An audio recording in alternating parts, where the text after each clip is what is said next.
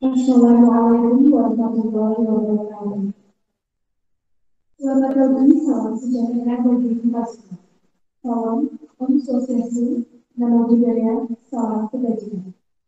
Yang terhormat Bapak Cahaya Kultivasi selaku Kepala SMA Negeri 20, yang saya hormati Bapak dan Ibu Guru serta Dewan SMA Negeri 20, teman-teman peserta kegiatan siapasi serta seluruh hasil karya siswa SMA Negeri 20 yang saya hormati, serta orang tua, wali murid dan hadirin yang berbahagia.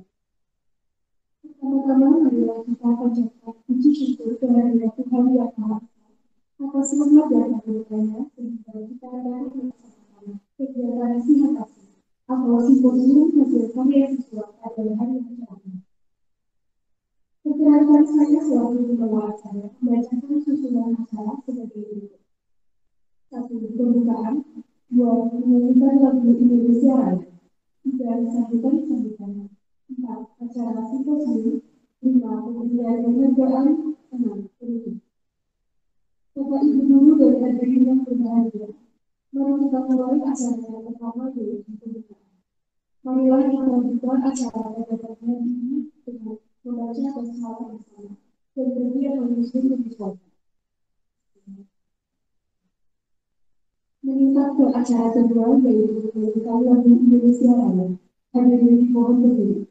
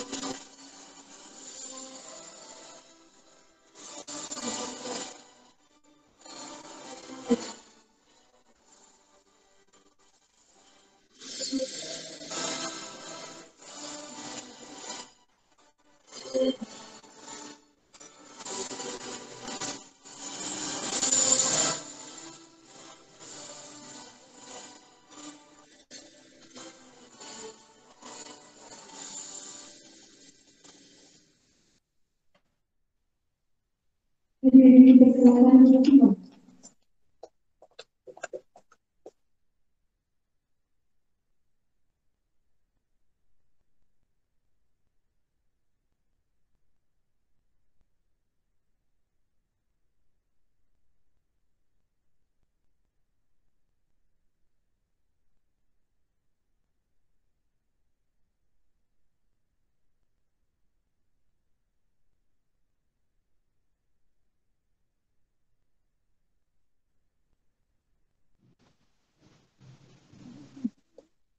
Assalamualaikum warahmatullahi wabarakatuh.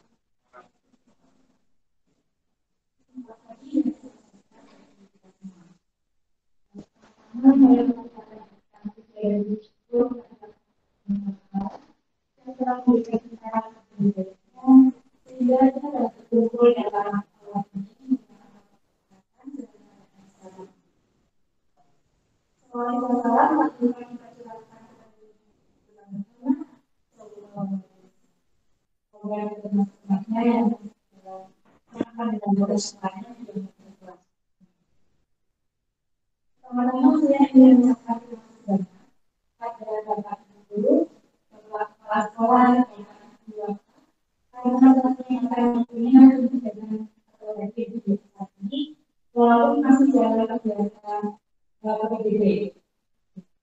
Lalu saya juga ingin mengucapkan terima kasih kepada teman-teman dengan PPDB Kesehatan, waktunya dan juga sebelumnya saya ingin meminta maaf karena ada beberapa kendala kami harus melaksanakan lagi sedikit banyak dari teman-teman di beberapa video.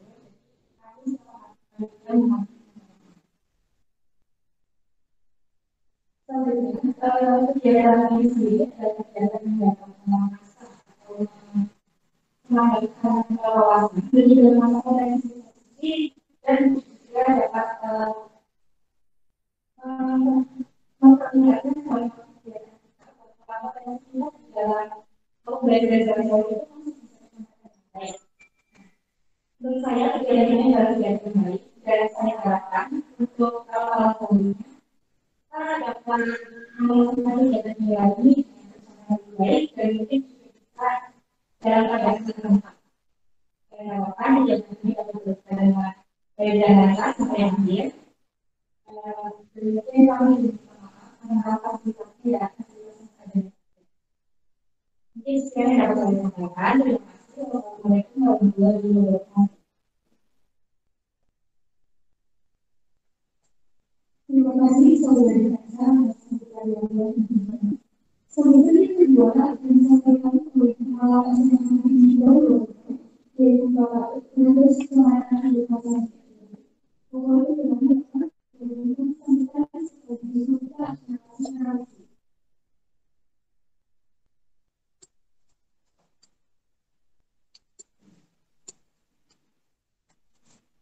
Assalamualaikum warahmatullahi wabarakatuh.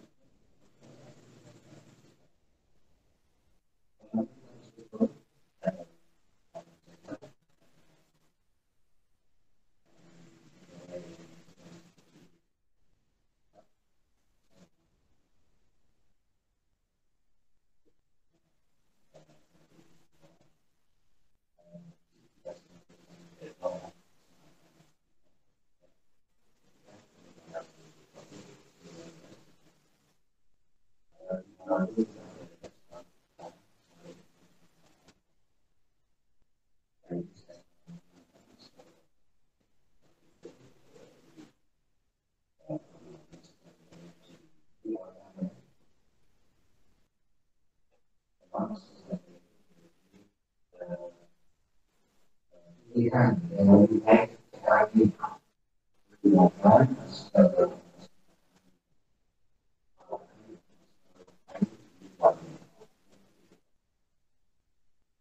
kemudian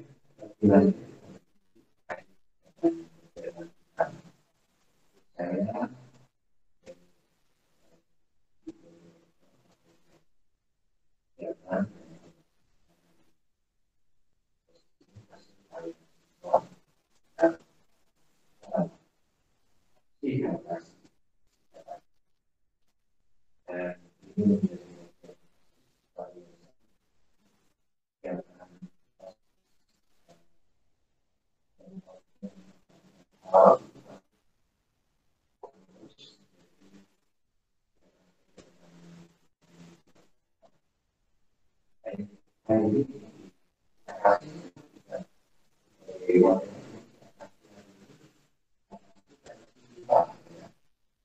saya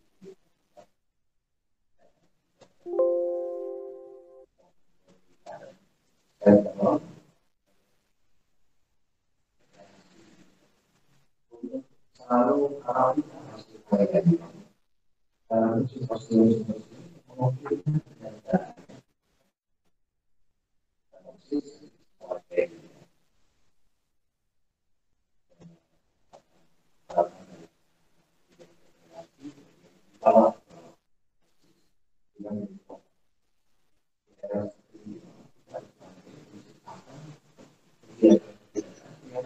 dan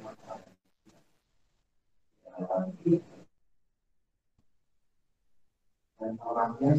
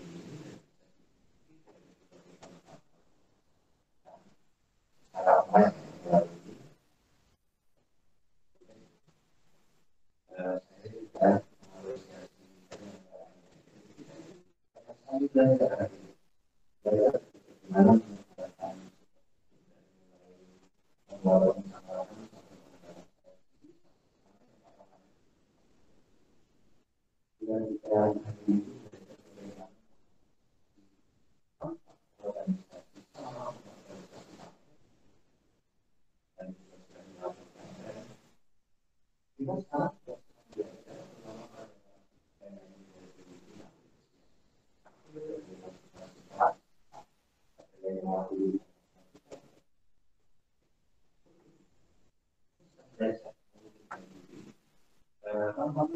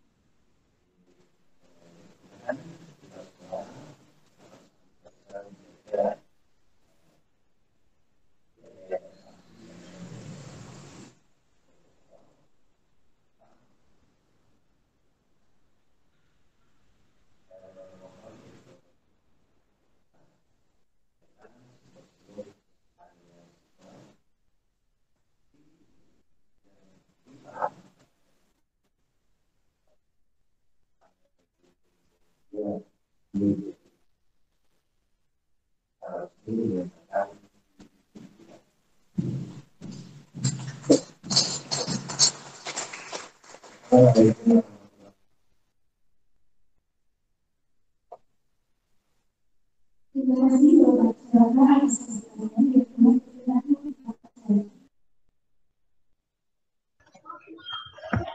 Assalamualaikum warahmatullahi wabarakatuh. Selamat pagi, salam sejahtera untuk kita semua.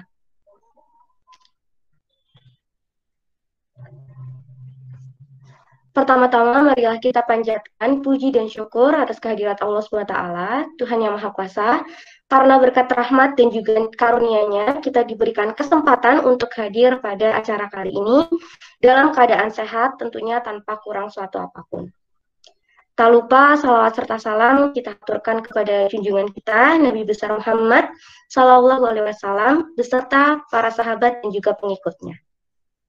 Yang terhormat Bapak Kepala SMA Negeri 2 Purwokerto, Bapak Ibu Guru Karyawan SMA Negeri 2 Purwokerto yang saya hormati, Bapak Ibu Wali Murid yang saya hormati pula, serta teman-teman Semada Angkatan 22 yang saya banggakan. Perkenalkan, nama saya Salsabila Fitra Kirana, dari kelas 11-4. Di sini saya berkesempatan untuk mempresentasikan praktikum biologi tekanan osmosis pada kentang. Sebelumnya, saya juga ingin mengucapkan terima kasih kepada seluruh pihak yang sudah ikut serta untuk mendukung terlaksananya kegiatan pada hari ini. Saya juga merasa sangat senang karena saya diberikan kesempatan untuk hadir di hadapan Bapak Ibu serta teman-teman sekalian, meskipun melalui Google Meet. Baik, kita langsung saja masuk ke dalam topik pembahasan presentasi pada kali ini. Jadi, sebelumnya, mengapa sih tanaman yang layu itu jika disiram jadi subur lagi? Dan kenapa sih tanaman yang jika diberikan dosis pupuk terlalu banyak itu akan menjadi mati? Nah, untuk mengetahui jawabannya, maka kita harus melakukan praktikum tekanan osmosis pada kentang. Jadi, untuk melakukan kegiatan praktikum tekanan osmosis pada kentang, langkah pertama yang harus kita tentukan adalah kita harus menentukan tujuan praktikum. Jadi, untuk tujuan praktikum pada kegiatan tekanan osmosis pada kentang adalah untuk menguji adanya dugaan mengenai tekanan osmosis pada kentang. Tapi, selain tujuan tersebut, ada 4 tujuan lain. Jadi, untuk tujuan yang pertama adalah untuk membuktikan peristiwa osmosis. Yang kedua, untuk mengetahui efek dari potensial air pada sel jika kentang itu dimasukkan atau diletakkan ke dalam larutan yang bersifat hipotonis, dan juga jika diletakkan ke larutan yang hipertonis. Kemudian yang ketiga adalah untuk melihat adanya perubahan pada kentang setelah dilakukannya percobaan. Dan yang keempat, untuk mengetahui adanya perbedaan pada percobaan proses osmosis pada kentang, yaitu pada larutan gula 15%, larutan gula 5%, dan juga pada air putih biasa. Selanjutnya adalah dasar teori. Jadi, dasar teori dilakukannya kegiatan praktikum tekanan osmosis pada kentang adalah peristiwa osmosis merupakan peristiwa perpindahan molekul pelarut melalui membran semi-permeabel dari larutan yang lebih encer atau konsentrasinya itu lebih rendah, yang bisa disebut dengan hipotonis, ke larutan yang konsentrasinya itu lebih kuat dan juga lebih pekat, atau yang bisa disebut dengan hipertonis. Nah, untuk proses osmosis ini, kita tidak memerlukan energi untuk perpindahannya. Kenapa? Karena proses osmosis itu merupakan salah satu transfer pasif. Seperti yang kita ketahui, kalau transfer pasif itu tidak membutuhkan energi untuk perpindahannya, karena arah gradiennya itu mengikuti konsentrasi gradiennya. Sedangkan untuk tekanan osmotik merupakan tekanan yang dimiliki oleh sebuah benda untuk mempertahankan keseimbangan osmotiknya. Tekanan osmotik juga digunakan untuk menghentikan proses atau peristiwa osmosis. Jadi, nanti jika ada dua larutan yang memiliki konsentrasi berbeda, maka akan terjadi perpindahan molekul pelarutnya, sehingga nanti konsentrasi larutannya itu akan sama atau bersifat isotonis. Sehingga keseimbangan osmotiknya pun akan terjaga. Selanjutnya adalah alat dan bahan. Jadi, alat dan bahan yang kita perlukan untuk melakukan kegiatan praktikum tekanan osmosis pada kentang adalah yang pertama, pisau. Jadi, pisau yang kita gunakan itu harus pisau yang tajam, agar nanti kita lebih mudah saat mengupas kentang dari kulitnya dan juga saat memotong kentang menjadi beberapa bagian yang lebih kecil. Yang kedua, tisu. Tisu digunakan sebagai alas kentang setelah dilakukannya perendaman. Yang ketiga, gelas plastik. Gelas plastik kita membutuhkan 3 buah, di mana nanti masing-masing gelas plastik itu berisi larutan yang berbeda. Nah, untuk mengetahui larutannya, nanti kita diberi label pada masing-masing gelas plastik. Yang keempat ada stopwatch. Stopwatch digunakan untuk penghitung waktu perendaman lamanya kentang saat direndam. Yang kelima, kentang. Kentang yang digunakan adalah kentang yang masih mentah, belum diolah atau dimasak. Kemudian yang keenam, ada air putih biasa. Air putih biasa di sini digunakan sebagai media perendaman. Begitu juga untuk larutan gula 5% dan juga larutan gula 15%. Untuk larutan gula 5% dan larutan gula 15% tentunya memiliki kadar gula yang berbeda. Untuk larutan gula 5%, saya membutuhkan 95 gram atau 95 ml air putih biasa dicampur dengan 5 gram gula pasir atau setara dengan 1 sendok teh.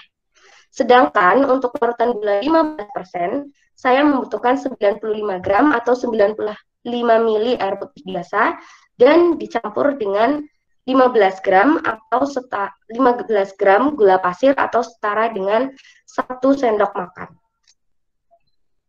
Selanjutnya adalah langkah kerja.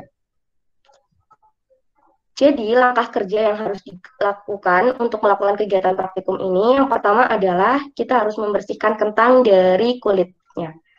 Pada saat mengupas kentang, usahakan tangan dan juga pisau yang digunakan itu harus kering, sehingga nanti kentang yang akan digunakan itu tidak terkena cairan maupun larutan apapun.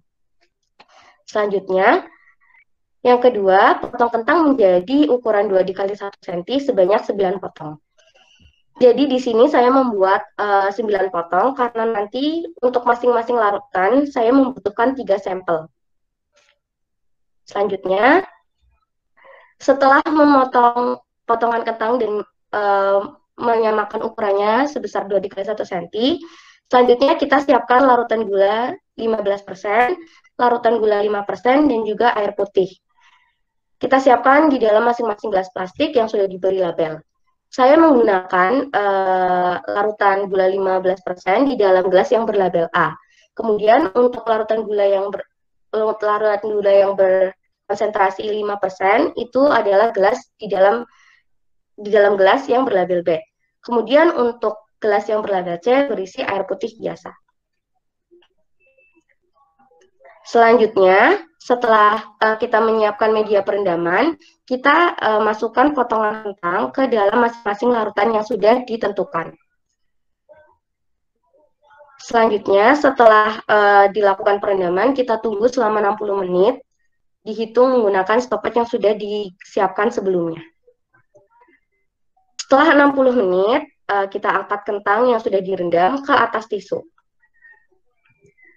Setelah itu, kita periksa keadaan kentang, kemudian ukur ulang kentang tersebut dan catat hasilnya. Perlu diperhatikan, jangan hanya kita mengukur kentang saja atau memperhatikan perubahan ukuran pada kentang, tetapi kita juga harus memperhatikan tekstur yang ada pada kentang setelah dilakukan perendaman. Nah, untuk percobaan kali ini saya melakukan 3 kali percobaan.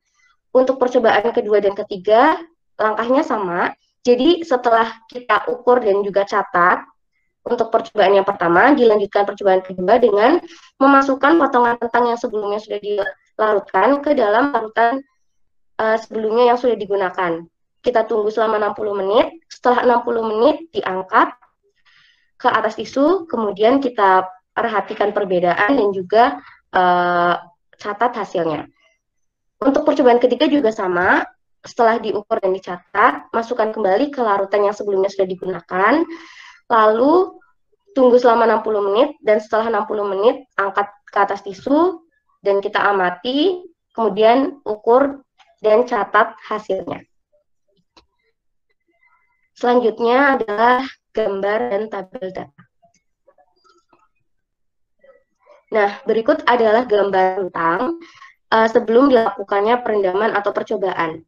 Jadi, sebelum perendaman atau percobaan, 9 potongan kentang itu ukurannya sama, yaitu sebesar 2 x 1 cm. Selain itu, teksturnya juga sama. Semua potongan kentang itu memiliki tekstur sama-sama keras. Nah, pada percobaan yang pertama, ini adalah gambar perendaman kentang pada percobaan pertama.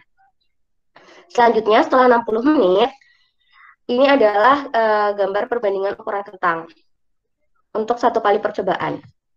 Di sini sudah lumayan terlihat perbedaan ukuran pada kentang meskipun belum terlalu terlihat. Lanjut. Ini adalah gambar kentang setelah dilakukannya percobaan kedua.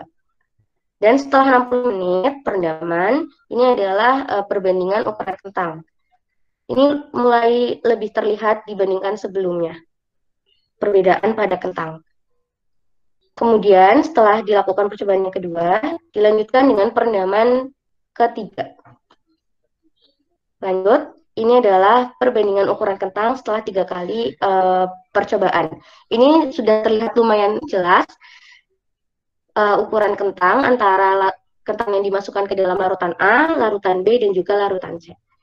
Jadi, untuk melakukan percobaan ini, kita kan memerlukan 3 kali percobaan, di mana masing-masing percobaan itu membutuhkan waktu 60 menit atau 1 jam. Jadi, untuk 3 kali percobaan, kita membutuhkan waktu 180 menit.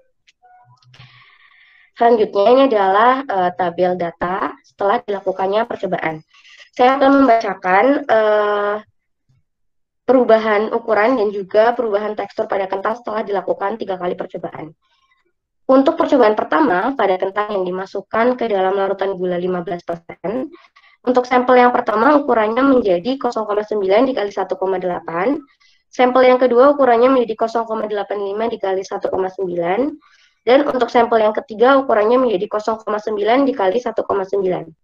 Sehingga didapatkan ukuran rata-ratanya sebesar 0,883 dikali 1,867. Ini hitungannya dalam senti. Nah, berarti dapat disimpulkan untuk kentang yang dimasukkan ke dalam larutan gula 15% pada percobaan pertama mengalami pengurangan ukuran. Untuk percobaan pertama pada kentang yang dimasukkan ke dalam larutan gula 5% juga sama, mengalami perubahan ukuran berupa pengurangan. Untuk sampel pertama ukurannya menjadi 1 dikali 1,95, sampel kedua menjadi 1 dikali 1,95, dan untuk sampel ketiga juga sama, ukurannya menjadi 1 dikali 1,95. Sehingga didapatkan hasil rata-rata ukurannya menjadi 1,95. Untuk percobaan yang ke-1, pada kentang yang dimasukkan ke dalam air putih biasa, terjadi perubahan ukuran. Tapi perubahan ukurannya itu berupa pertambahan ukuran. Untuk sampel yang pertama, ukurannya menjadi 1,05 dikali 2,05. Untuk sampel yang kedua, ukurannya menjadi 1,05 dikali 2,1. Dan untuk sampel yang ketiga adalah menjadi 1,05 dikali 2,1. Sehingga didapatkan rata-rata ukurannya sebesar 1,05 dikali 2,083. Kemudian untuk percobaan yang kedua, pada kentang yang dimasukkan ke dalam larutan gula 15%, sampel pertama mengalami perubahan. Sampel pertama, sampel kedua, dan juga sampel ketiga mengalami perubahan ukuran, berupa pengurangan ukuran. Untuk sampel yang pertama, ukurannya menjadi 0,8 dikali 1,8, sampel kedua ukurannya menjadi 0,7 dikali 1,9, dan untuk sampel ketiga ukurannya menjadi 0,9 dikali 1,85. Sehingga didapatkan rata-rata ukurannya menjadi 0,8 dikali 1,85.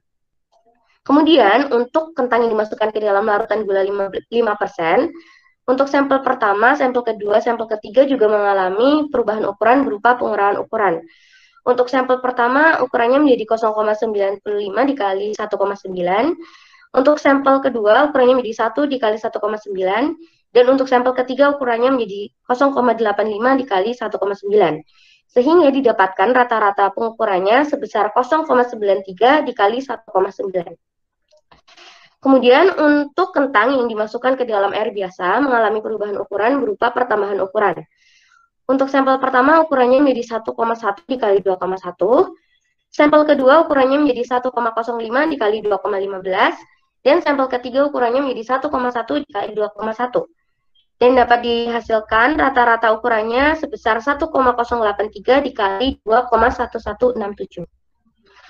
Kemudian untuk percobaan yang ketiga, pada kentang yang dimasukkan ke dalam larutan gula 15%, sampel pertama berubah menjadi 0,8 dikali 1,78. Untuk sampel kedua ukurannya menjadi 0,7 dikali 1,85. Dan untuk sampel ketiga ukurannya menjadi 0,7 dikali 1,78.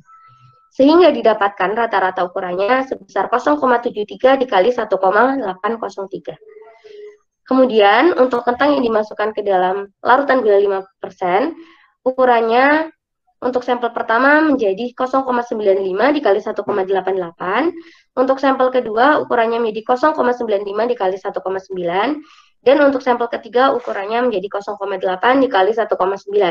Sehingga didapatkan rata-rata ukurannya sebesar 0,9 dikali 1,9893. Kemudian untuk kentang yang dimasukkan ke dalam air putih biasa, sampel pertama mengalami perubahan menjadi ukuran 1,15 dikali 2,1. Untuk sampel kedua ukurannya menjadi 1,1 dikali 2,15. Dan untuk sampel ketiga ukurannya menjadi 1,1 dikali 2,15. Sehingga didapatkan rata-rata ukurannya menjadi sebesar 1,1167 dikali 2,13. Nah, dapat disimpulkan untuk kentang yang dimasukkan ke dalam larutan gula 5% dan juga 15% itu mengalami perubahan ukuran berupa pengurangan ukuran. Sedangkan untuk kentang yang dimasukkan ke dalam air putih biasa, untuk percobaan 1, 2, dan 3 itu mengalami pertambahan ukuran. Kemudian untuk teksturnya, pada kentang yang dimasukkan ke dalam larutan gula 15% itu akan pada percobaan pertama teksturnya akan menjadi lembek. Kemudian untuk percobaan kedua teksturnya menjadi semakin lembek, dan untuk percobaan yang ketiga teksturnya menjadi sangat lembek. Kemudian untuk kentang yang dimasukkan ke dalam larutan gula 5% pada percobaan pertama teksturnya menjadi tidak terlalu keras. Untuk percobaan yang kedua teksturnya menjadi cukup lembek, dan untuk percobaan ketiga teksturnya menjadi lembek. Sedangkan untuk kentang yang dimasukkan ke dalam air putih pada percobaan pertama teksturnya itu menjadi semakin keras dibandingkan dari tekstur yang sebelum perendaman. Untuk percobaan kedua teksturnya juga semakin keras dibandingkan sebelumnya, dan untuk percobaan ketiga teksturnya menjadi sangat keras. Selanjutnya adalah pembahasan. Jadi pembahasannya setelah dilakukan percobaan dapat dilihat pada tabel osmosis tadi bahwa kentang itu dilarutkan di dalam media perendaman berupa larutan gula 15%, larutan gula 5%, dan juga air putih biasa. Lalu setelah perendaman juga dapat dilihat terjadi perubahan ukuran baik itu pertambahan dan maupun pengurangan ukuran. Pertambahan dan pengurangan ukuran ini dapat terjadi karena adanya larutan yang bersifat hipertonis maupun hipotonis terhadap kentang. Next. Ini adalah ilustrasi atau gambar kentang pada saat kentang dilakukan perendaman. Jadi dapat dilihat untuk larutan gula 5% dan juga larutan gula 5%, arah panahnya itu keluar. Sedangkan untuk kentang dimasukkan ke dalam air itu arah panahnya masuk ke dalam kentang. Jadi untuk kentang yang dimasukkan ke dalam larutan gula 15% itu nantinya dia itu akan mengalami perubahan ukuran berupa pengurangan, lalu mengecil dan teksturnya menjadi lembek. Hal ini terjadi karena larutan gula yang bersifat hipertonis terhadap kentang, sehingga air akan keluar dari kentang. Untuk larutan gula 5% juga sama, larutan gula bersifat hipertonis terhadap kentang sehingga air akan keluar, sehingga kentang akan mengecil, mengkerut, sehingga terjadi perubahan ukuran berupa pengurangan ukuran dan teksturnya menjadi lembek. Sedangkan untuk kentang yang dimasukkan ke dalam air putih biasa, kentangnya itu akan bersifat hipertonis dibandingkan air, sehingga air akan masuk ke dalam kentang. Jadi kentang itu akan membesar, membengkak, dan juga terjadi pertambahan ukuran. Teksturnya pun akan menjadi keras. Selanjutnya, kesimpulan. Jadi, kesimpulan setelah dilakukan percobaan tekanan osmosis pada kentang adalah semakin tinggi larutan yang digunakan, maka nanti kentang itu akan semakin mudah lembek. Hal ini juga sebanding dengan adanya pengurangan ukuran, sehingga kentang itu ukurannya menjadi semakin kecil. Pada kentang yang dimasukkan ke dalam larutan gula 5% dan juga 15%, larutan gulanya itu bersifat hipertonis sehingga air akan keluar dari kentang, dan kentang itu akan mengalami perubahan ukuran berupa pengurangan ukuran, teksturnya menjadi lembek, dan juga ukurannya menjadi kecil. Hal ini berbanding terbalik dengan kentang yang dimasukkan ke dalam air putih biasa. Pada saat itu kentang akan mengalami tekanan turgid. Hal ini terjadi karena kentang itu bersifat hipertonis terhadap air sehingga air akan masuk ke dalam sel kentang dan sel kentang akan membengkak, mengalami pembesaran, terjadi pertambahan ukuran dan juga teksturnya akan menjadi keras.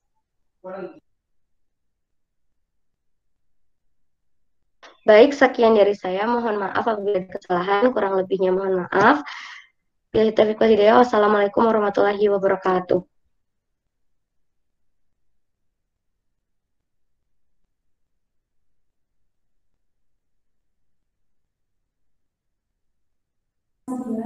Pembahasan yang sangat menarik ya, bagaimana kentang yang biasanya kita sebagai bahan biasa ternyata sangat-sangat sulit baik secara kemudian maksudnya saya sadar kalau bila ada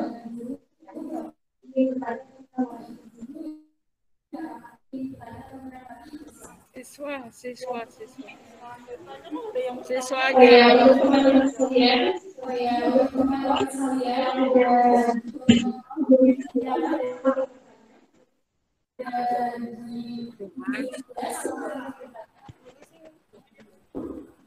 terima kasih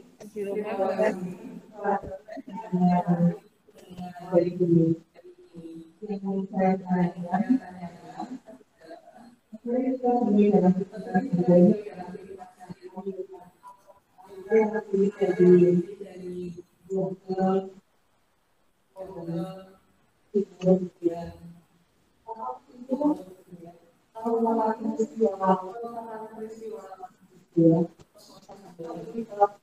iya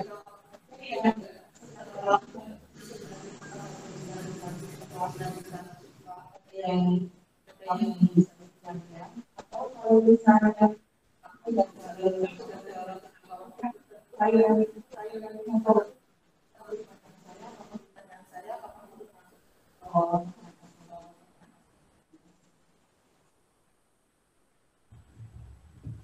ya anak-anak saya juga kembali ke kelas 11.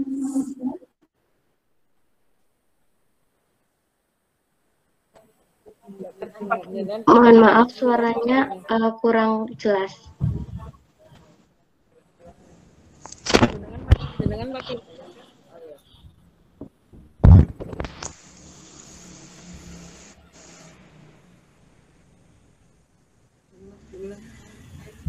Apakah bisa dibuat dengan baik? masuk tadi suaranya jadi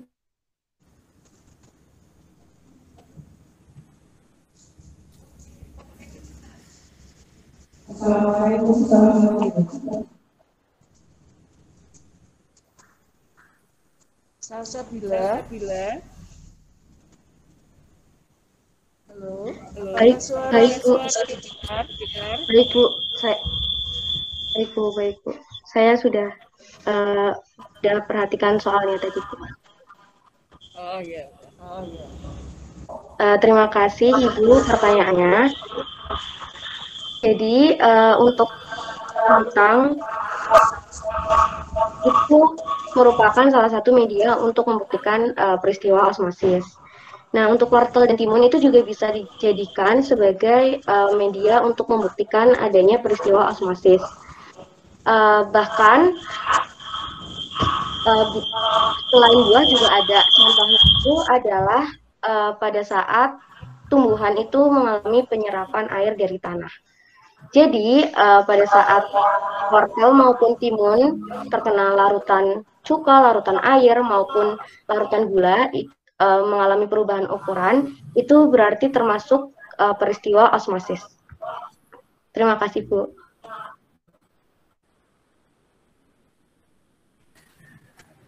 Siswa yang di rumah coba.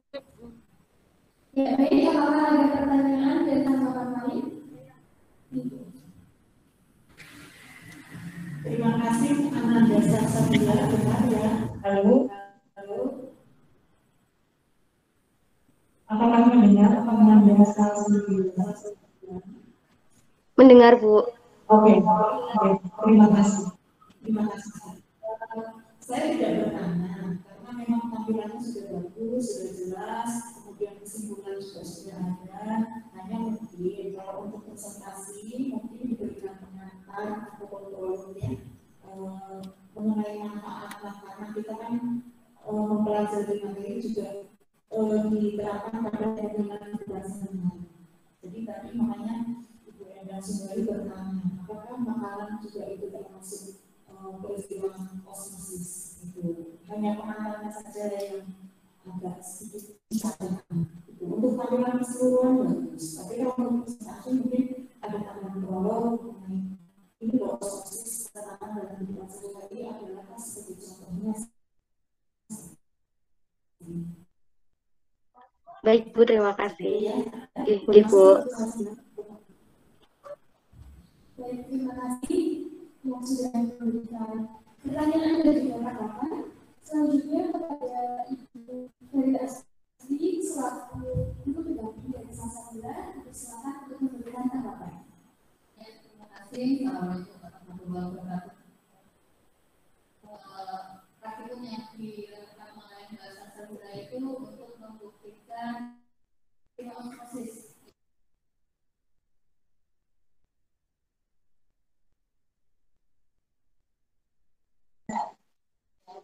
Baik itu pemilihan secara langsung maupun dalam kalau tidak mungkin ini tadi sebenarnya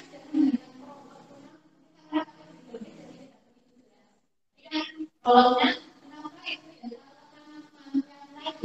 kalau bisikan ya kemudian kita kira harus begitu. Nah, kita akan kalau memberi banyak itu bukannya tumbuhan itu menjadi subur, malah menjadi mati. Karena adanya peristiwa osmosis yang membuktikan peristiwa osmosis itu caranya adalah menggunakan praktikum menggunakan tenang. Ada lagi kalau yang itu bisa menggunakan yang kita lihat biologi itu tapi ya kemudian pendalaman ya bahasanya atau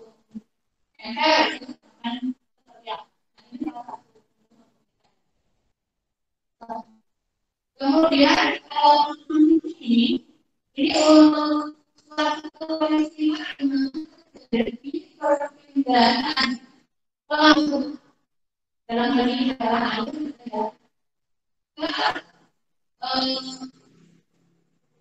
dari botol ke balonnya yang jadi kalau untuk dimasukkan ke dalam balonnya yang artinya konsentrasi di luar memang lebih tinggi daripada saya kan yang ada di dalam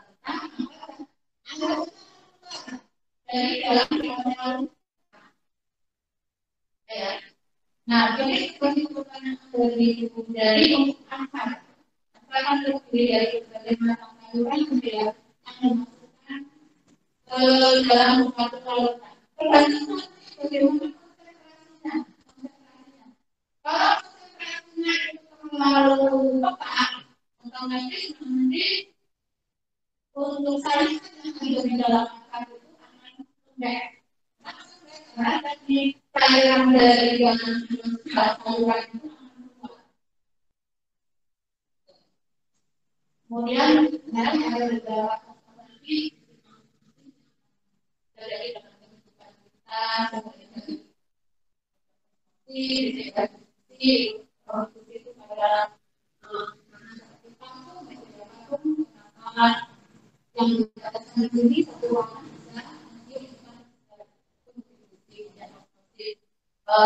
ini sudah ada hubungannya dengan yang juga asin. Kemudian ada sesuatu seperti ini.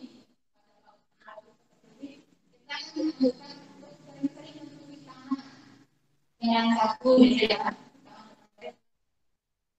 Itu bisa menyebabkan protein bukan yang menghindari untuk mencuci tangan, tapi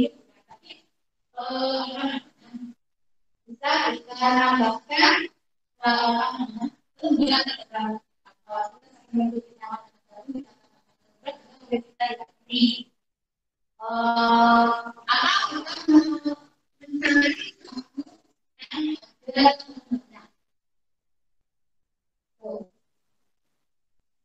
saya kira cukup untuk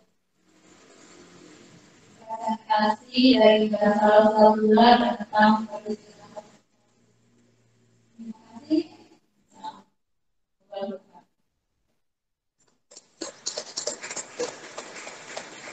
Terima kasih bersama gue dan juga kesempatan untuk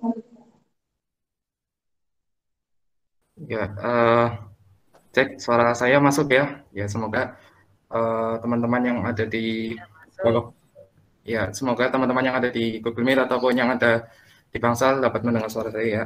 Bismillahirrahmanirrahim. Assalamualaikum warahmatullahi wabarakatuh. Waalaikumsalam. Ya, selamat pagi menjelang siang. Puja dan puji syukur kita haturkan kepada Allah Subhanahu wa Ta'ala karena limpahan rahmat dan karunia-Nya sehingga kita dapat berkumpul dalam acara Sihakasi Oksemada ini dalam keadaan sehat walafiat tanpa suatu halangan apapun. Ya. Selanjutnya selawat serta salam semoga selalu tercurahkan kepada junjungan Nabi besar Muhammad Sallallahu Alaihi Wasallam, kepada para keluarga, sahabat, dan insya Allah kepada pengikutnya yang senantiasa hingga akhir zaman nanti. Amin amin ya rabbal alamin. Ya, para hadirin yang saya hormati dan saya banggakan juga. Perkenalkan, nama saya Satya Kaji dari perwakilan kelas 11 MIPA 8. Di sini saya akan menerangkan salah satu subbab materi, yaitu subbab materi dari mata pelajaran fisika ya tentunya, yaitu cepat rambat gelombang dalam dawai ya. Cepat rambat gelombang dalam dawai ini merupakan subbab salah satu dari bab gelombang stasioner ya, atau gelombang diam yang bersamaan dengan pipa organa, ujung prima, ujung tertutup, dan lain-lainnya. Oke. Selanjutnya, saya sebelum masuk materi ini, saya punya satu pertanyaan terlebih dahulu kepada teman-teman semua dan Bapak Ibu guru. Ya, tahu kedua alat ini ya? Pasti udah nggak asing lah ya sama kedua alat musik ini. Ini ada gitar dan biola. Tapi kenapa ya gitar dan biola ini kok kan sama-sama pakai senar ya buat dari konsep alat musiknya, tapi kok memiliki suara yang berbeda ya antara gitar dengan biola. Bahkan gitar sendiri pun memiliki suara yang berbeda dari setiap senar pada gitar tersebut. Kenapa ya bisa gitu? Padahal kan sama-sama pakai senar gitu. Ya, nah itu nanti kita akan bahas pada materi kali ini. Nah, sebelumnya saya juga akan memperkenalkan seorang tokoh yang begitu berjasa dalam materi kali ini. Ya, siapakah beliau? Ya, bisa dilihat di layar ya. Beliau adalah Franz Emil Melde, kelahiran tahun 1832 dan meninggal pada tahun 1901. Beliau merupakan seorang fistikawan dan seorang profesor ya atau dosen dari Jerman, dan beliau ini mengajar di Universitas Marburg ya, tempat beliau lulus juga di situ, dan beliau ini fokus utamanya itu akustik ya atau musik ya, bisa kita anggap aja musik. Jadi ya tidak make sense lah ada hubungannya beliau seorang fisikawan menguji sesuatu yang berhubungan dengan akustik atau antara lain ya senar atau dawai. Nah, kemudian dari kelas ini beliau melakukan suatu percobaan yang beliau ini memprakarsai penemuannya tentang cepat rambat dalam dawai. Nah, percobaan beliau disebut percobaan Melde karena ya beliau bernama Melde, jadi orang-orang memberi namanya percobaan Melde karena ya selain untuk menghormati beliau juga untuk memudahkan kita untuk mengingat bahwa oh ini percobaan Melde seperti ini seperti itu ya. Nah, percobaan Melde percobaannya seperti apa sih ya? Nah, percobaannya itu bisa dilihat di ilustrasi pada layar ya. Bisa dilihat itu ada warna hijau-hijau, kotak hijau itu ya anggap aja meja atau bidang datar lah ya. Kemudian di sebelahnya, di atasnya itu ada tulisan penggetar atau kita sebut aja vibrator ya, biar enak aja disebutkan. Itu kemudian dari vibrator itu diikatkan tali ya, tali atau senar atau kawat ya, yang warna merah itu dari vibrator kemudian dikaitkan ke katrol. Pada katrol yang ada di pojok itu yang diikatkan ke meja juga bidang datar. Kemudian setelah itu ujung tali senar atau kawat satunya itu diikatkan dengan beban gantung yang ada di ujungnya. Oke. Nah, percobaan weld ini untuk apa sih? Ya, percobaan weld ini sudah jelas ya, karena kita sedang bahas cepat rambat gelombang, ya tentu untuk mengukur cepat rambat gelombang. Tapi apa yang mempengaruhi cepat rambat gelombang apa aja sih? Ya, ini ada 3 ya yang penting. Yang pertama, ya bisa dilihat di layar itu ada panjang tali, massa tali, dan tegangan tali ya. Itu 3 hal pokok penting yang mempengaruhi cepat rambat gelombang dalam percobaan weld ini. Oke, bisa next. Ya, selanjutnya ini kita lakukan percobaan melde secara bertahap ya. Karena kalau kita langsung menggunakan 3 unsur tadi secara bersamaan, maka nanti hasilnya mencatat data itu akan tercampur-campur. Jadi nanti kita kesusahan dalam mencatat datanya. Jadi kita melakukannya secara bertahap. Ya, nanti ada 2 percobaan. Kita bahas yang percobaan pertama dulu. Percobaan pertama ini kita menggunakan percobaan melde untuk mengetahui hubungan antara cepat rambat gelombang ya, cepat rambat gelombang dengan gaya tegangan tali. Jadi ini untuk gaya tegangan tali saja. Ya, bisa next. Oke, perlu diingat bahwa massa jenis dan panjang tali pada percobaan kali ini itu dianggap sama ya. Jadi massa jenis tali itu ya tali yang terikat dari vibrator ke katrol itu sama dan panjangnya sama. Kita anggap aja 1 meter lah ya. Yang membedakannya itu adalah beban yang diikatkan di ujung katrol ya. Yang di bawah itu kan bisa dilihat ya, itu ada 1 ya. Kita beri nama aja 1 satuan, yang ilustrasi kedua 2 satuan, yang ilustrasi ketiga 3 satuan. Nah, itu satuan itu ya bisa berubah newton atau kilogram atau gram nanti ya, bisa dilihat ya. Supaya lebih paham, ini sebenarnya saya ada sebuah video ya, mungkin operator saya izin buat saya screen dulu ya. Oke, terima kasih.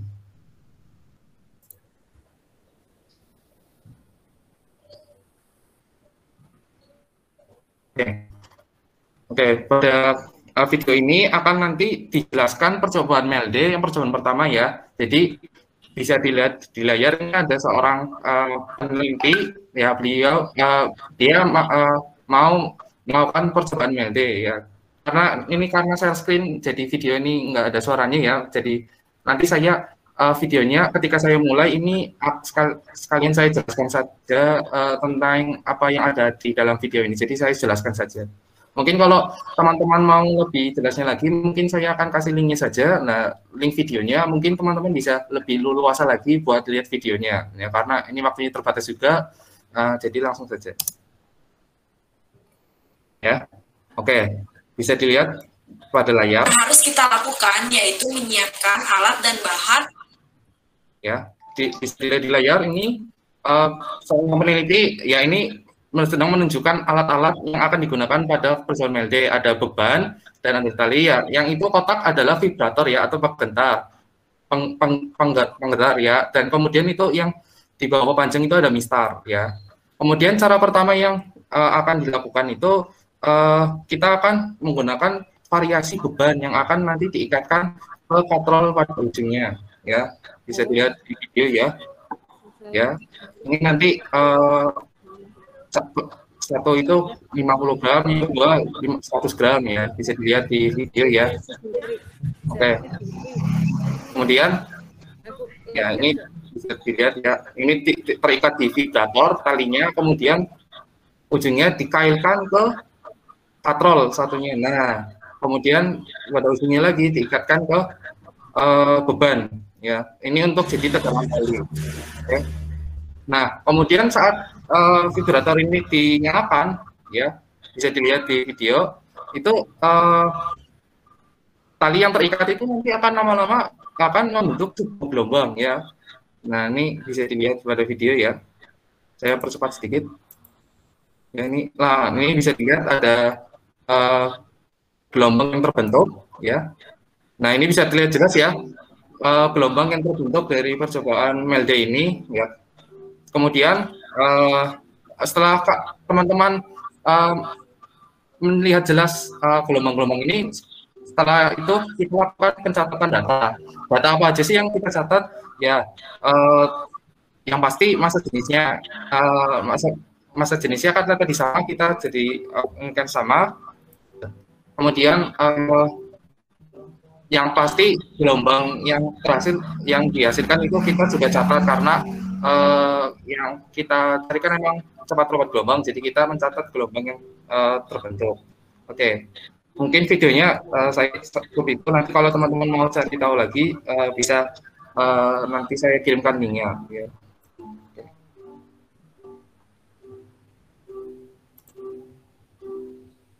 Oke.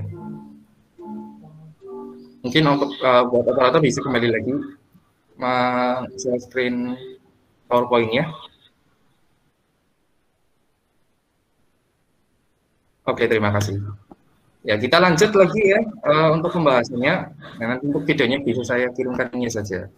Oke, nah ini selanjutnya ada tabel percobaan dari tabel percobaan yang pertama. Ya, ini bisa dilihat di tabel pertama. Ini format tabel yang biasanya digunakan untuk melakukan percobaan Melde ya. Ini umumnya, tapi biasanya juga ada yang lebih menambahkan lagi untuk data-data yang dicatat, tapi ya umumnya seperti ini. Ya, yang pertama itu ada berat beban. Itu berat beban tadi yang jadi beban itu kita tulis di kolom pertama ini ya, bisa dilihat. Kemudian banyak perut, banyak simpul, banyak panjang tali, karena tadi panjang talinya sama 1 meter semua, jadi kita tulis 1 meter. Panjang gelombang, ya ini juga kita tuliskan, karena ini datanya saya ambil dari ilustrasi yang sebelumnya ya, jadi derajat gelombang ini saya ikut juga dari soal ilustrasi. Jadi pada percobaan yang pertama, yang ilustrasi pertama itu membentuk 3 gelombang. Jadi kita tuliskan 3 lambda sama dengan 1 meter ya. Kemudian yang ilustrasi kedua itu yang terbentuk 2 gelombang. Maka kita tuliskan 2 lambda sama dengan 1 meter. Yang terakhir itu adalah 1 gelombang, kita tuliskan 1 lambda sama dengan 1 meter. Nah, kemudian ada frekuensi. Dan terakhir ini ada cepat lambat tali. Nah, cepat lambat tali ini bisa kita lihat ya, bahwa yang kalau berat beban ini makin kecil, ya berat bebannya makin kecil, maka cepat lambatnya ini makin kecil juga, ya. Nah, kalau kita lihat yang di tabel yang bawah sendiri, yang ketiga ini ya, itu dengan berat beban 3 Ng, nah cepat lambatnya itu 1 F ya, 1 frekuensi ya. Jadi makin berat bebannya atau tegangan talinya, cepat lambatnya maka makin besar seperti itu ya. Oke, itu untuk percobaan yang pertama. Untuk percobaan kedua, kita lanjut untuk percobaan yang kedua. Nah, percobaan yang kedua ini kita akan mencari hubungan antara cepat lambat gelombang ya dengan massa jenis tali. Nah, kalau sebelumnya dengan tegangan tali, sekarang dengan massa jenis talinya. Ya, selanjutnya.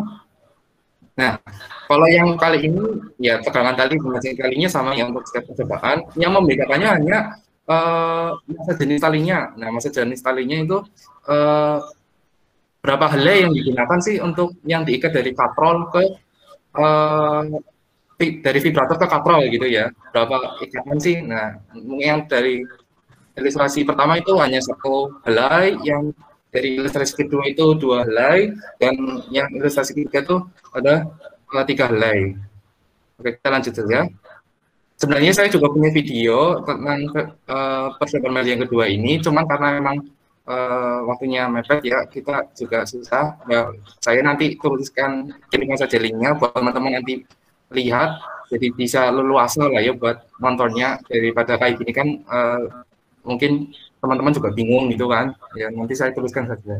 Nah, ini juga ada tabel percobaan kedua, bedanya ya hanya pada tabel pertama, yaitu yang dituliskan bukan massa berat beban ya, tapi massa perpanjangan tadi atau new ya, yaitu massa jenis tali lah ya.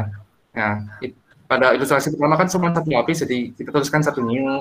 Pada ilustrasi kedua 2 lapis kita tuliskan 2 new. Pada ilustrasi ketiga hanya 3 lapis, ya kita tuliskan 3 new, ya seperti itu.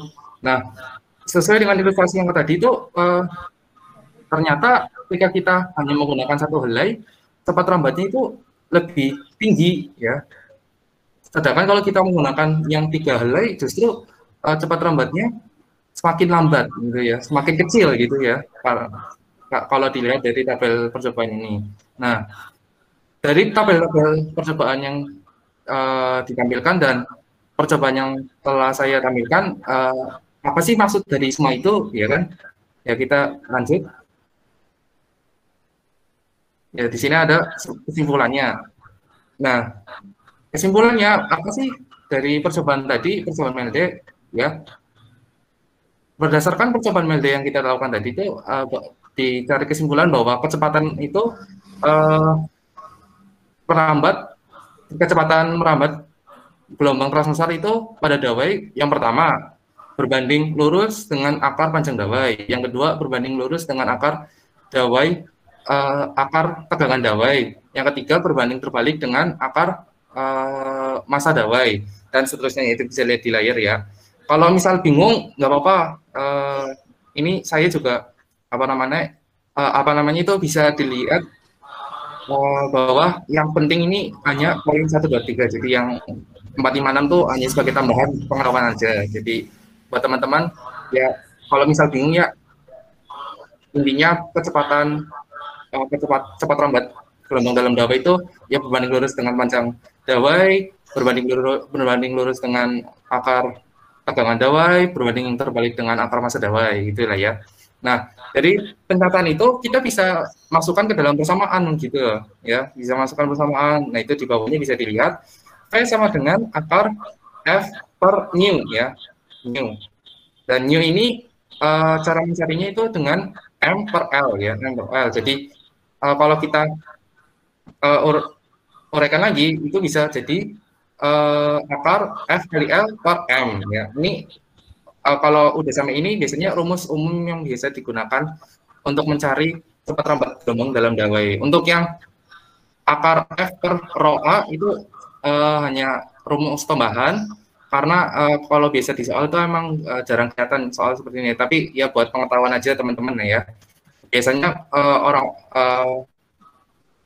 yang pembuat soal itu biasanya hanya sampai soal tuh yang akar F kali L per M ya. Itu biasanya. Nah, itu di bawahnya juga ada keterangan mengenai rumusnya, itu cepat rambat gelombang, F tegangan tali, terus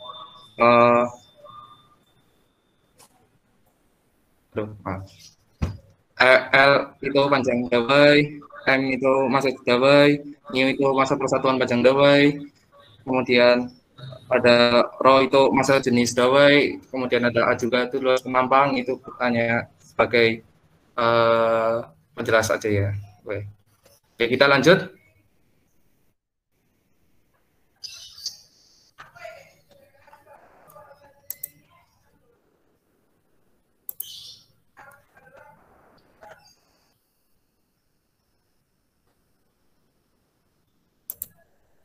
Cek. Ya, kita lanjut ke materi selanjutnya. Bisa digeser.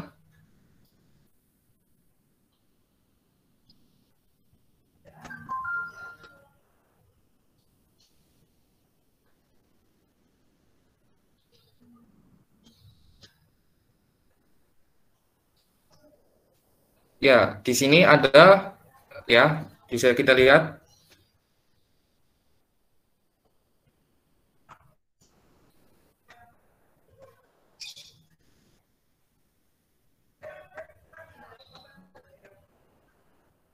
Ya, di sini kita bisa lihat ya ada frekuensi harmonik dawai. Frekuensi harmonik sebenarnya pada materi dawai ini itu hanya 2 pokok pembahasannya, yaitu adalah cepat rambat gelombang dalam dawai dan frekuensi harmonik dawai.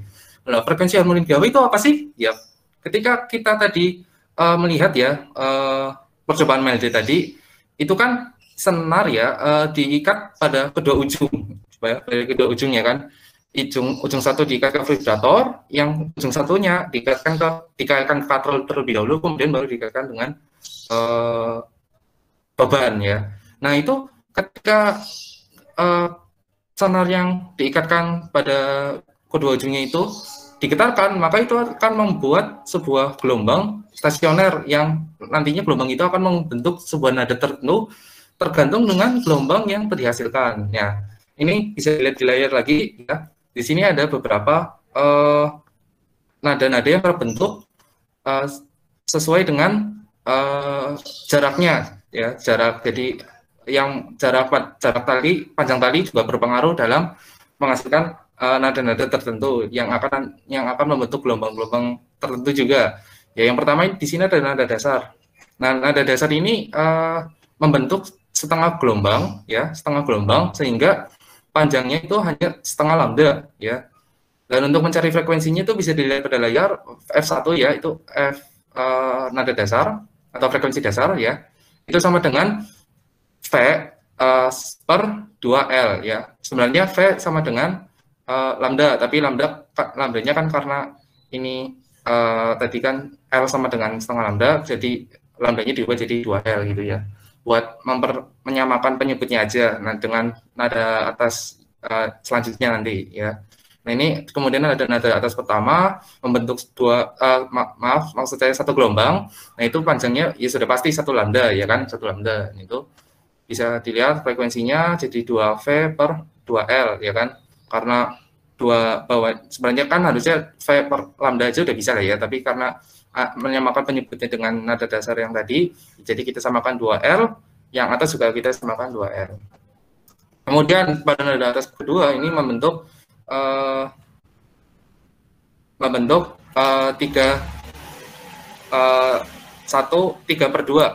maksud saya ya, 3/2 gelombang. Jadi panjangnya 3/2 lambda, frekuensinya bisa dicari dengan F3 sama dengan 3V per 2L. Kemudian nada atas ketiga dan seterusnya ya. Nah, mungkin kalau teman-teman bingung ya cara mencarinya, misal di soal tuh yang dicari bukan nada dasar, nada atas pertama, nada atas kedua, atau nada atas ketiga, mungkin tidaknya nada atas kelima, ke-7, 9, 10 gitu ya. Nah ini nggak usah risau, di sini udah ada sediain rumusnya oleh para peneliti ya. Itu untuk mencari nada atas ke N itu dapat dicari dengan Fn sama dengan dalam kurung N plus 1 per 2L dikali V ya. V ini ya V kecepatan tadi lah ya, cepat rambat gelombang dalam dawet tadi yang sudah kita bahas rumusnya sebelumnya. Nah, kalau kita lihat persamaan frekuensi nada-nada tadi, itu kita bisa buat perbandingan juga biar lebih mudah kalau kita dalam mengerjakan soal ya. Itu jadi F0 banding F1 banding F2 dan seterusnya itu bisa kita cari dengan perbandingan 1 banding 2 banding 3 dan seterusnya. Jadi misal kita mau cari ya frekuensi misal yang ke-5 ya, kita urutkan aja perbandingannya gitu biar mudah mencari frekuensi nada-nada tertentu gitu ya. Oke, lanjut.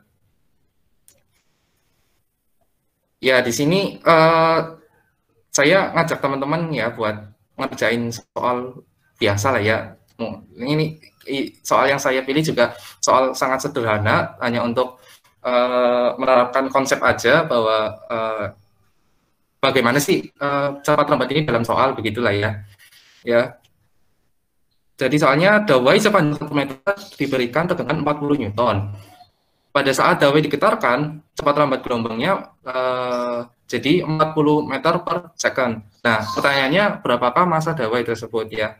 Ya, kita pertama cari dulu yang diketahui seperti ya. Dari panjangnya dulu yang kita ketahui ya. Kita tulis L sama dengan 1 meter, kemudian F ya. F ini tegangannya itu 40 Newton. Kemudian ada V atau cepat rambat gelombangnya yaitu 40 meter per second ya. Kemudian yang ditanya pasti massa dawainya ya. Jadi dit sama dengan tik 2 M sama tanda tanya gitu ya. Nah, kemudian kita masuk ke jawabannya. Kita jawab ya. Oke. V sama dengan, kita masukkan rumusnya dulu, V sama dengan akar F kali L per M. Nah, kita cari M ya. Ya, kita, kalau yang dicari adalah M, ya, maka ya kita usahakan dulu, keluarkan dulu akar dari M tersebut, jadi biar enak ngitungnya ya. Nah, akarnya pindah ke ruas kiri, sehingga V-nya jadi kuadrat, kemudian bisa dilihat di layar ya, M-nya bertukar ruas dengan V kuadrat, jadi seperti itu. Kemudian kita tinggal masukkan angkanya saja. 40 kali 1 per 40 kuadrat, kemudian 40 per dibagi 1600 sama dengan 1 per 40 atau sama dengan 0,0 kilogram, atau mau dibuat gram juga nggak apa-apa, sama aja, yaitu 25 kilogram. Oke. Kita lanjut. Nah, ini ada contoh soal lainnya buat lebih paham lagi. Kalau tadi mengenai cepat lambat gelombang, ya ini mengenai frekuensi ya, frekuensi harmonik dawai. Ya, sepotong dawai sepanjang 80 cm bermasa 16 gram dijepit di ujungnya dan direntangkan dengan tegangan 800 Newton. Berapakah frekuensi nada dasar? Nada dasar berarti F1 ya yang kita cari. Ya, kita tulis dulu apa aja yang kita ketahui. Pertama, sudah pasti panjang ya, L 80 cm. Kemudian ya sebelumnya 80 cm ini kalau kita ubah dulu jadi M ya. Ini lupa saya tulis. Jadi 0,8 meter gitu ya. Nah, untuk M ini masanya 16 gram, kita ubah jadi 0,016 kilogram, kemudian F atau gaya tegangannya itu 800 Newton. Kemudian cara mencarinya bagaimana sih? Ya, karena kita sebenarnya F1 udah ada tadi ya rumusnya di sebelumnya, tapi karena biar lebih paham aja, kita gunakan rumus yang cara mencari nada atas dasar ke N gitu ya. Jadi pertama F0 dulu sama dengan N plus 1 per 2L kali V ya. Kemudian kita masukkan nada dasar itu nada F1 ya, F1. Nah itu kita masukkan F1 sama dengan 1 plus 1 per 2 kali 0,8 kali 200 gitu. Kemudian apa namanya 200 ini dari perhitungan F sebelumnya ya. Jadi untuk mencari V sudah kita bahas sebelumnya. Nah, itu bisa dilihat juga di layar cara menghitung V-nya, jadi ketemu 200 ya. Nah, kembali lagi kita ke rumus yang tadi, ketika udah ketemu semua tinggal dihitung 2 kali 0,8 kali 200, terus jadi 1, yaitu bisa dilihat dikali 200 dan hasilnya jadi 250 Hz ya. Jadi frekuensinya 250 Hz. Oke, itu untuk soalnya. Mungkin teman-teman bisa cari lagi referensi soal yang lebih bagus lagi ya. Karena ya saya yakin teman-teman pasti ya lebih paham dan lebih jago lah buat ngitung-ngitung kayak ginian ya. Oke, kita lanjut. Ya, di sini kita kan udah bahas panjang lebar ya, cepat lambat gelombang dan dawai. Apa sih fungsinya cepat lambat gelombang ini dalam kehidupan kita? Ya, sebenarnya banyak ya cepat lambat gelombang dalam dawai ini dalam kehidupan kita. Cuma kita mungkin nggak nyadar aja gitu ya. Salah satunya ini bisa dilihat di layar ya, itu ada beberapa orang gitaris memainkan gitarnya dengan beberapa teknik ya. Hal ini karena seperti yang kita ketahui tadi kan cepat lambat gelombang itu juga dipengaruhi oleh massa jenis tali. Nah, ketika massa jenis talinya ini berbeda-beda, maka hasil nada yang dihasilkan pun juga ikut berbeda. Nah, para gitaris pun memanfaatkan keadaan ini itu untuk mencari teknik-teknik yang dapat menghasilkan nada-nada yang enak didengar gitu, sesuai dengan selera masing-masing tentunya ya. Jadi karena senar itu dibuatnya beda-beda, hasil nadanya juga yang dihasilkan berbeda. Nah, makanya para gitaris ini bisa lebih enak lah untuk mengekspresikan dirinya dalam musik gitu. Oke, lanjut. Oke, kalau kita mengingat lagi tadi untuk senar itu bermacam-macam nada yang dihasilkan sesuai dengan masa jenis talinya, panjang talinya, dan tegangan talinya, ya. Itu kalau kita mengingat lagi, kita kembangkan lagi, ya, dari nada-nada dasar itu kan memiliki nada yang berbeda. Nah, oleh karena itu dari seniman-seniman musik pun mulai berpikir, oh ini bisa nih kita kategorikan masing-masing. Oh, nada-nada yang seperti ini masuknya lagu-lagu seperti pop, yaitu yang ada gambar Ed Sheeran-nya, yaitu itu nada-nada yang menggunakan ya nada-nada pop gitu ya. Nah, yang bawah itu nada-nada mungkin, nah ini kesukaan saya juga salah satunya musik-musik tradisional gitu kan. Musik-musik tradisional kan ciri khas sendiri nadanya ya. Juga banyak yang tidak sedikit yang menggunakan alat musik menggunakan senar gitu kan. Nah, itu masing-masing pun juga memiliki perbedaan nada dari senar gitu, padahal sama-sama menggunakan senar kan, tapi nadanya berbeda seperti itu. Kemudian mungkin ada jazz, ada klasik gitu, dan berbagai macam genre musik lainnya berawal dari nada yang berbeda gitu. Jadi dikategorikan oleh para seniman gitu. Oke, next. Ya, di sini selain para seniman juga mengategorikannya, kita bisa ambil penerapannya dalam kehidupan sehari-hari kita, yaitu dalam bidang kesehatan ya, atau mungkin ya untuk mood booster kita ya. Jadi nada-nada yang berbeda tadi itu sebenarnya membantu memicu perkembangan imajinasi seorang anak. Jadi anak yang dalam perkembangan itu ketika kita beri sebuah musik itu atau nada-nada yang dapat menstimulasi otak berpikir mereka, itu dapat musik-musik itu tuh sebenarnya membantu mereka dalam membantu mengembangkan imajinasi, atau mungkin dapat juga meningkatkan daya intelektual, kreativitas, dan emosional anak gitu. Selain mungkin kalau di anak-anak itu untuk membantu perkembangan lah ya, tapi kalau misal di kita yang ya notabene-nya udah dewasa lah ya, itu tuh musik bisa membantu dalam membantu kita meningkatkan fokus, mungkin saat kita mengerjakan suatu kerjaan atau dalam melakukan suatu hal ya, itu musik dari nada-nada tertentu itu akan membantu kita meningkatkan fokus gitu.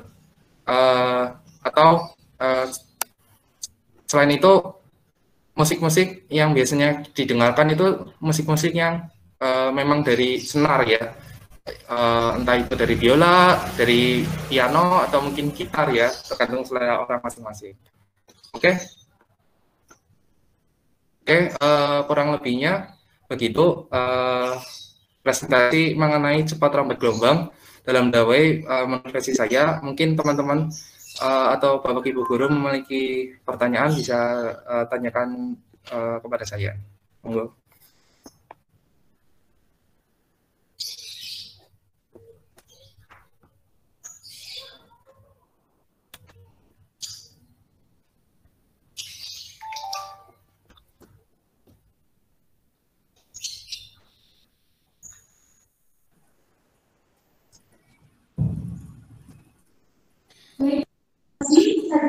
Saya atas presentasinya. Saya lagi diberi pertanyaan lagi.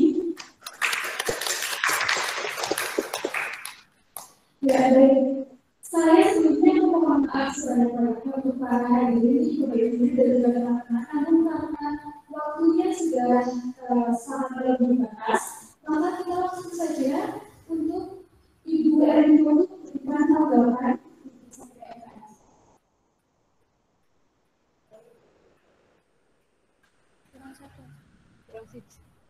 Memberikan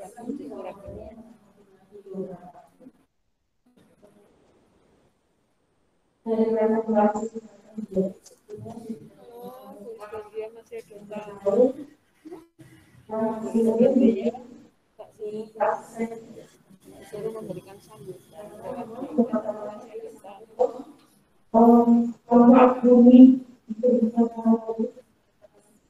Dan itu saya solusi kita, tapi tidak sesuai kemudian ternyata melalui cara itu yang menilai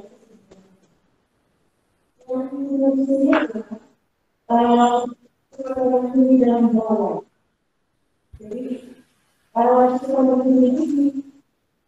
ini misalnya kalau ini tadi itu baru bicara ini kan jadi itu orang ini kemudian di sini ada keterangan kalau keterangan ini itu sesuatu dengan kekerasan kalau kita budaya ini kalau bisa biasanya orang sebelumnya kita ini tadi begitu kompleks semua nah itu satu dengan yang harus kita lakukan kemudian masalah itu juga mungkin nah itu yang kedua itu ada yang berlipat dua orang tiga orang jadi masalah itu dan ada masalah kemudian penjelasan itu dari dilakukan oleh dari itu dari nanti ini yang komunikasi berbeda tergantung jadi hanya ini dari besaran negara nah bagaimana dengan frekuensi nah kalau kita menggunakan frekuensi nah kalau itu kita terus belum ada yang dihasilkan. Maka di sini yang terjadi dalam jangka frekuensi seperti dalam masyarakat F itu bicara yang melalui frekuensi dan dia akan mengubah frekuensi yang kita dengar. Jadi ini benar-benar di situ. Misalnya yang melalui bagaimana dalam doa itu sendiri kemuliaan kita, dia kan menggunakan udara yang diproduksi oleh India.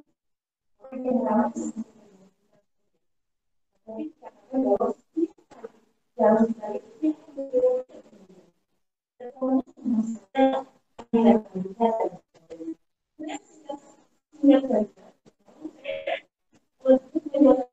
menjelaskan atau memberikan ilustrasi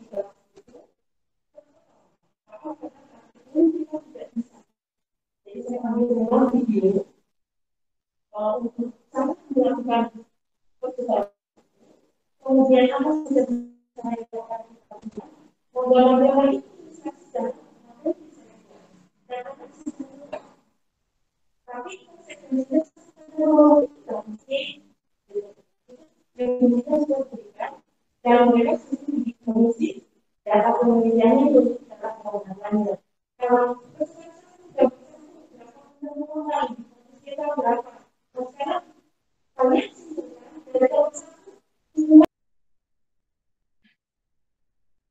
Bismillahirrahmanirrahim. Assalamualaikum warahmatullahi wabarakatuh. Baik, izinkan saya untuk memulai kembali ini. Nanti kita sudah menyaksikan 8 siswa-siswi kita berpresentasi membawakan matematik dan ini saat yang sangat ditunggu yaitu penghargaan. Sebelum itu, saya minta tepuk tangan yang meriah untuk para teman-teman kita semua. Oke, langsung saja untuk hemat waktu.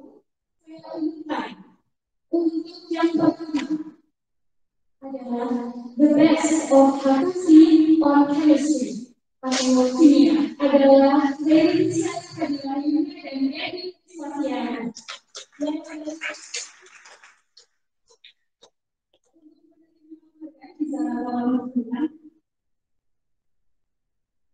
Oke, selanjutnya adalah the best of faculty on biology adalah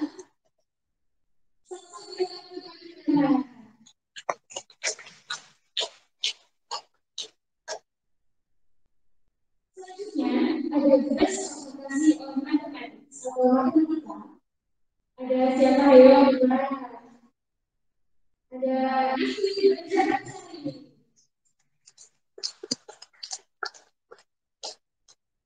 ada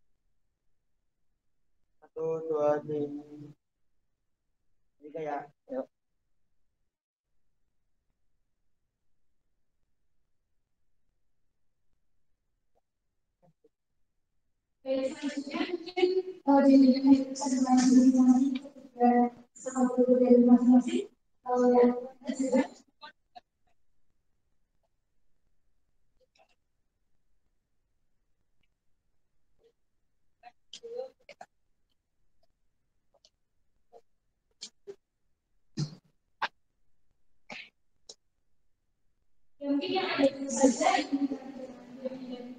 dengan teori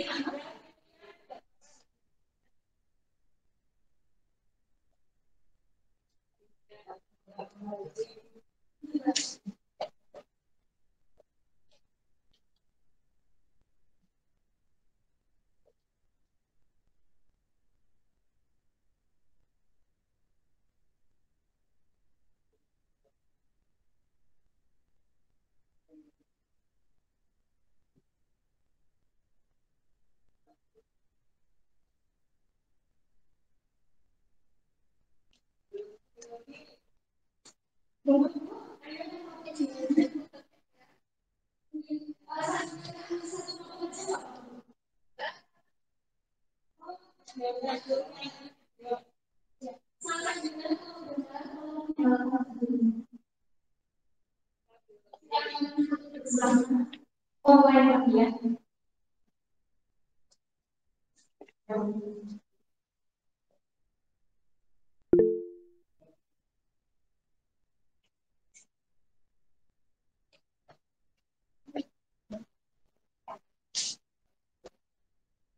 Nah, ini saya juga.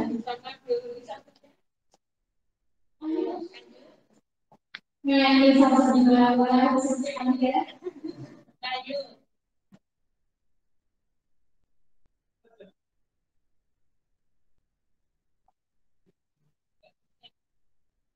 Oke.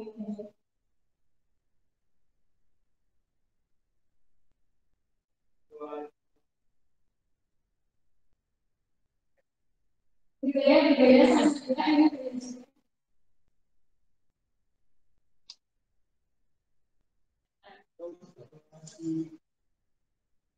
Baik, terima kasih. Selanjutnya, silakan dengan yang mempunyai harapan juga.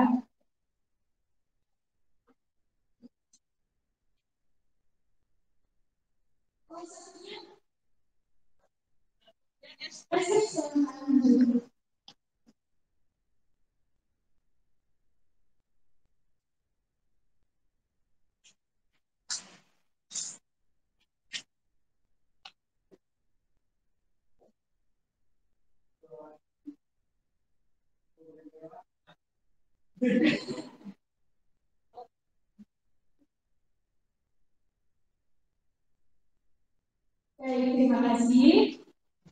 Ya, hadirin sekalian, ini sudah membangun acara. Sekali lagi teman-teman yang mulia, atas kesempatan berbahagia ini.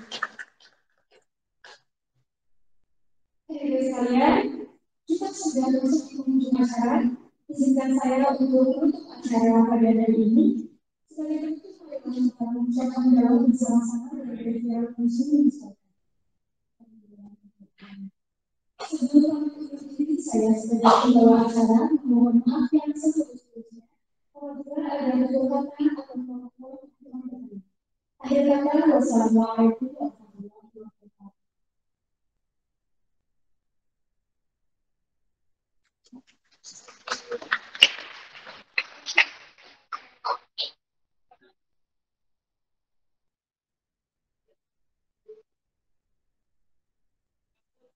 Dari